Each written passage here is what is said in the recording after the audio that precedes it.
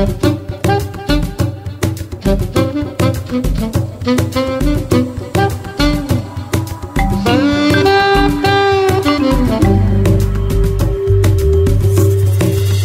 fréquence du régulateur télécom.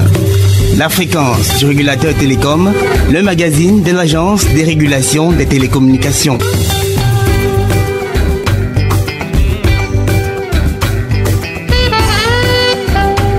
Mesdames et messieurs, nous sommes très ravis de vous savoir nombreux à l'écoute de ce programme, diffusé mensuellement sur cette antenne, afin d'édifier le grand public sur la mission que l'État a confiée à l'ART et évoquer en votre compagnie l'actualité essentielle dans le domaine des communications électroniques au Cameroun et ailleurs.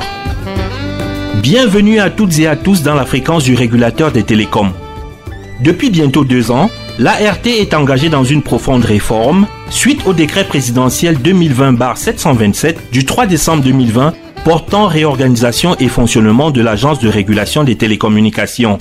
Ce vaste chantier a pour objectif de positionner la régulation au diapason des nouveaux enjeux du très dynamique domaine des communications électroniques. C'est dans ce sens qu'il y a un peu plus de 2 mois, le conseil d'administration de l'agence a adopté un plan stratégique valable pour une période de 3 ans. La 15e édition de la fréquence du régulateur des télécoms sera consacrée aux 10 plans stratégiques et pour vous en dévoiler la quintessence, nous aurons un entretien avec la sous-directrice de la planification de l'ART. Je suis Eric Serge Maye-Angwan et c'est avec plaisir que je partage ce microphone avec la très charmante Linda Ngobesing. Hello Linda. Hello, Eric Serge Maye-Angwan. Thank you, fervent listeners of the Telecoms Regulator on Air, for joining us once again to talk telecoms regulation. Today's edition will focus on the strategic plan of the Telecommunications Regulatory Board, a document that outlines the key strategies that the different departments must take in the next 3 years to ensure the effective realization of the board's objectives. This plan was validated by members of the Board of Directors in the month of June 2022. Let's get started.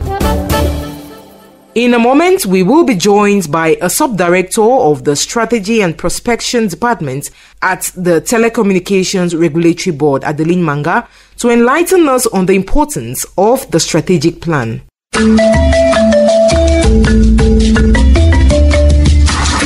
La parole aux acteurs. Adeline Manga, bonjour. Bonjour.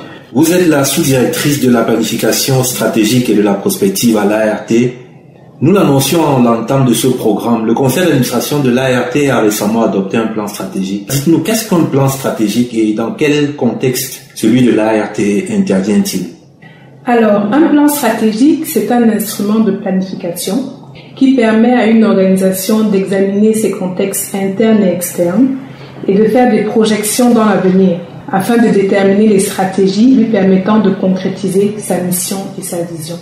En ce qui concerne le contexte dans lequel intervient le plan stratégique de l'ART, ce que je peux dire, c'est que sur le plan politique, ce contexte est marqué par l'existence des stratégies nationales en matière de développement et de stratégies corrélatives, l'absence de politiques de régulation collaborative qui tiennent compte des évolutions des technologies et des services.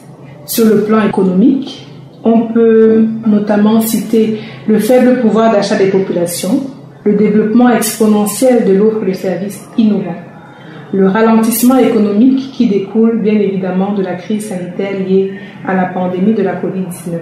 Sur le plan technologique, on peut parler donc de la rapidité des évolutions technologiques qui font émerger de nouveaux défis dans le secteur, la diversification des services numériques, le faible développement des infrastructures large bandes et la faible résilience des réseaux de communication électronique qui permettent d'assurer le développement de l'économie numérique. Et enfin, sur le plan légal, nous avons la nécessité d'actualiser le cadre réglementaire pour la prise en compte des développements des nouveaux services en matière de communication électronique. L'ensemble du cadre réglementaire. L'ensemble du cadre réglementaire. La nécessité de formaliser les cas de collaboration avec d'autres régulateurs, le besoin de renforcer la protection du consommateur dans un environnement toujours plus numérique et le renforcement du pouvoir de coercition de l'agence. Quel changement positif majeur ce plan stratégique apportera-t-il à l'ART concrètement? Alors, c'est le premier plan stratégique de l'ART depuis sa création en 1998. C'est un document qui a été élaboré conformément aux prescriptions du guide méthodologique de planification stratégique du Cameroun et qui va contribuer à la mise en œuvre des cadres nationaux de planification, notamment la vision de développement du Cameroun à l'horizon 2035, la stratégie de développement de l'économie numérique, la stratégie nationale de développement 2020-2030 qu'on appelle la SND 30 et le plan stratégique Cameroun numérique 2020. Aussi, sa mise en œuvre, qui a été programmée sur la période 2022-2025, va permettre à l'ART de relever le défi d'une régulation efficace du secteur, qui est propice à l'accélération du développement de l'économie numérique et à la satisfaction des consommateurs. Nous remarquons donc, après ce que vous venez de nous dire, que le plan stratégique de l'ART concerne en réalité tout le domaine des communications électroniques. Mais maintenant, pour sa mise en œuvre, pour la mise en œuvre de ce plan stratégique, l'ART n'est-elle pas tributaire de l'implication, voire de l'adhésion des autres acteurs du domaine des communications électroniques? Je pense par exemple aux opérateurs. Effectivement, c'est d'ailleurs pourquoi le plan stratégique de l'ART a été élaboré sur la base des contributions issues des consultations des acteurs internes et externes, ainsi que des bénéficiaires. Et concernant ces acteurs externes, nous pouvons citer sans être exhaustifs les tutelles techniques et financières, Minpostel et Minfi, les intervenants internationaux que sont la CEMAC, la BEAC, la COBAC, l'UIT, l'UAT, l'ARPAC, la Banque mondiale, etc. Les acteurs du marché, comme vous le disiez tout à l'heure, c'est les opérateurs et les autres prestataires de services du secteur, les industriels, les associations de consommateurs. Nous avons aussi consulté les organismes publics et privés ainsi que les consommateurs et les utilisateurs. Vous nous avez indiqué une période 2022-2025 pour la validité de ce plan stratégique. Au terme de cette période, en 2025, ou pourquoi pas avant, quels bénéfices concrets les consommateurs de communications électroniques sont-ils en droit d'attendre? Alors, il faut savoir que la vision de l'ART pour les 3 prochaines années, c'est de stimuler un environnement propice, collaboratif et innovant pour une connectivité inclusive au service de la transformation numérique du Cameroun, avec pour mission de veiller à l'accès universel des services de communication électronique de qualité élevée, abordable, concurrentiel, tout en garantissant la protection du consommateur.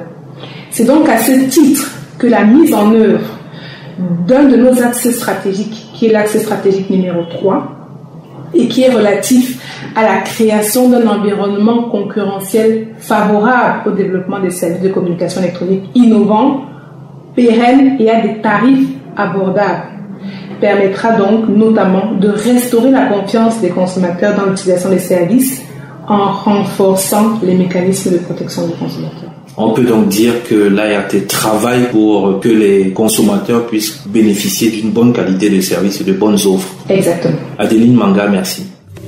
La fréquence du régulateur télécom, le magazine de l'Agence des régulations des télécommunications. Thank you, Adeline Manga, Sub-Director at the Division of Strategy and Prospection, for enlightening us on the importance of the strategic plan of the TRB.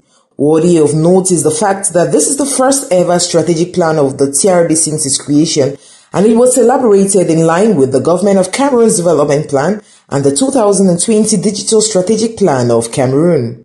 Delighted to also learn that this strategic plan will reinforce the protection of consumers, which is one of the key roles of the TRB, reinforce collaboration between TRB and other partners, and reiterate the position of the regulator in the telecom sector.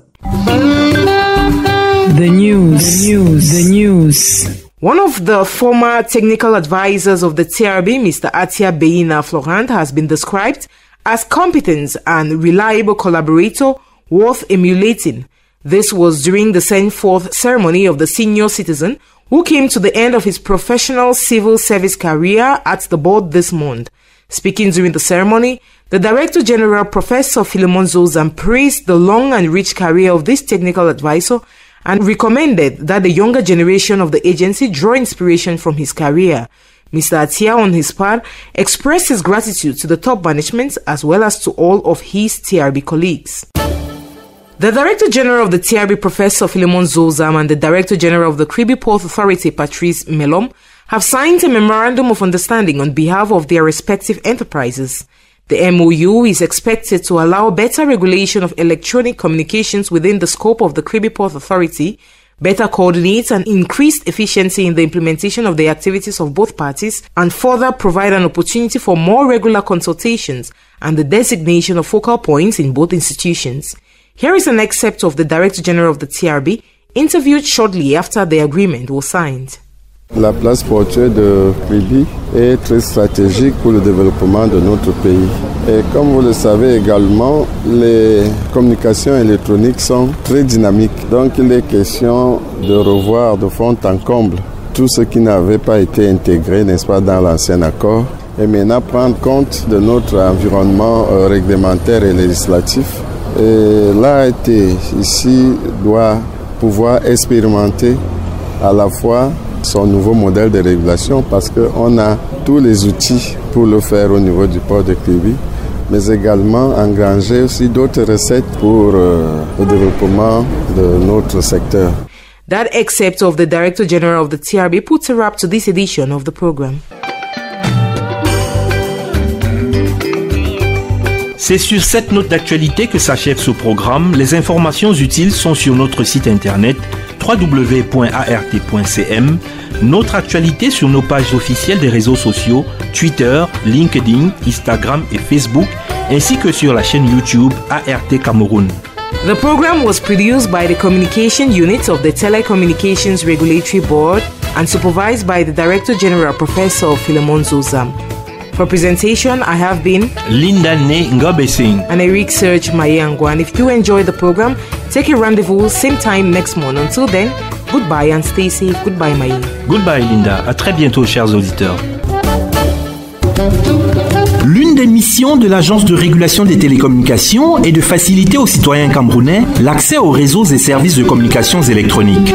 The Telecommunications Regulatory Board brings you telecom services at your doorstep to make your life easier and better. Voici, à titre de rappel, quelques numéros verts qui peuvent vous être utiles en cas de nécessité.